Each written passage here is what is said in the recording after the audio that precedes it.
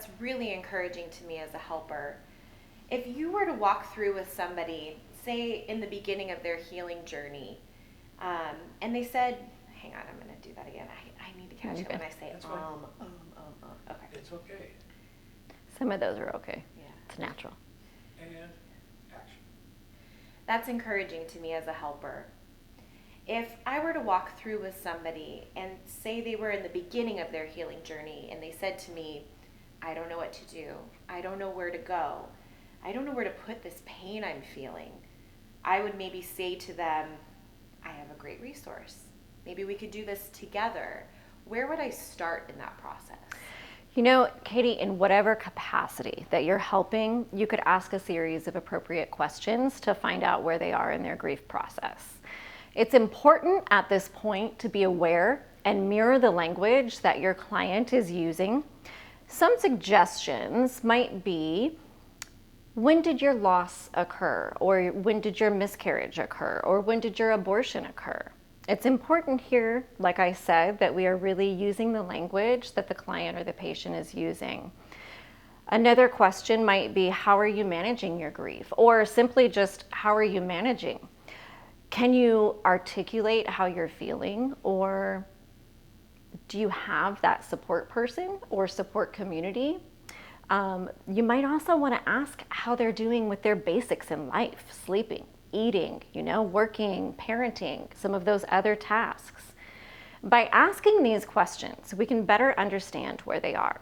Then we can consider whether we want to use the websites or the booklets as our guide, or maybe both together.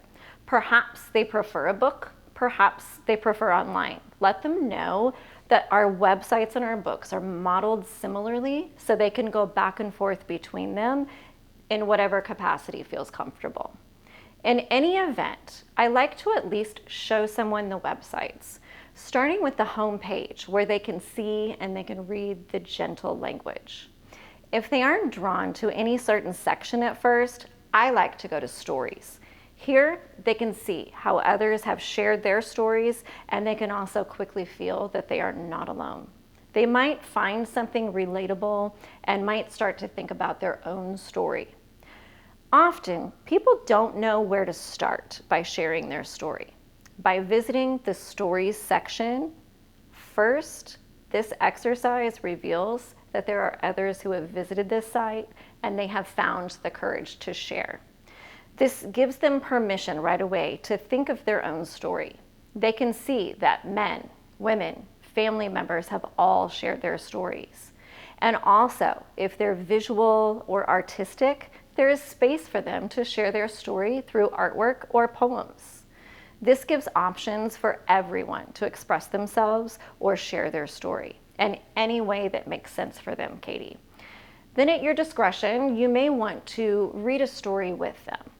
Now, you will need to kind of gauge whether or not that's appropriate at this meeting, and I should say here that I always like to kind of check the websites and review through the stories before I share them. Sometimes the stories are pretty raw, and it could be too revealing for a first visit.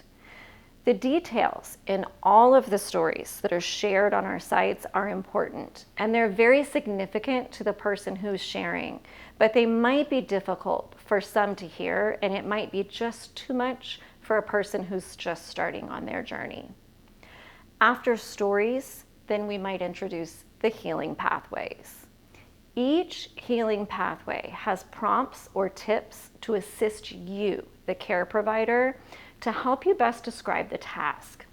You may also want to remind them to revisit the tips themselves while they spend time on the site on their own. It's really good to know that those prompts are available as maybe we ourselves go through that grief journey, or if we're walking through somebody through the reset. It's really good to know that those prompts are available to help us as we're walking through that grief journey, maybe ourselves or walking through with somebody. Could you talk a little bit about how we might address concerns that somebody is expressing?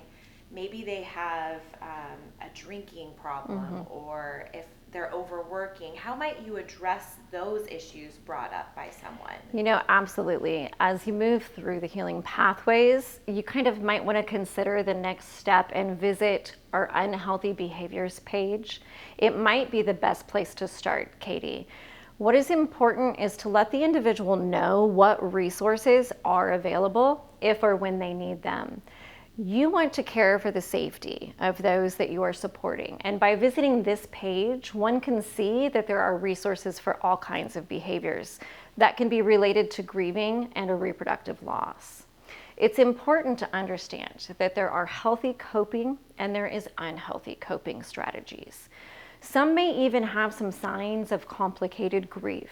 We hope that they see something that lets them know that they are not alone, that some feelings or behaviors are common, but that doesn't necessarily make them healthy. They might need help in working through them. I know we talked about the healing pathways, and they're not a linear step. A person can come and go whenever they feel like it, whenever they want to, 24/7. And I know you said you personally would like to start maybe with unhealthy behaviors if you've had a person express a problem they have. That's forward. Blah, blah, blah. Oh, I'm sorry, you guys. Just You're good. Take a breath. Okay. Take a deep breath. I feel like my nose starting to run on I know, all I did sides, too. And I keep like going like Okay. And on your cue. I know you talked about the healing pathways not being linear.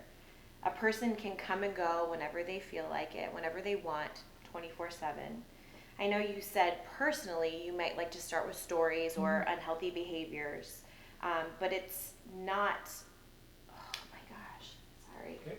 It's a good place to stop. We'll come back and Yeah. start right at that point. I keep holding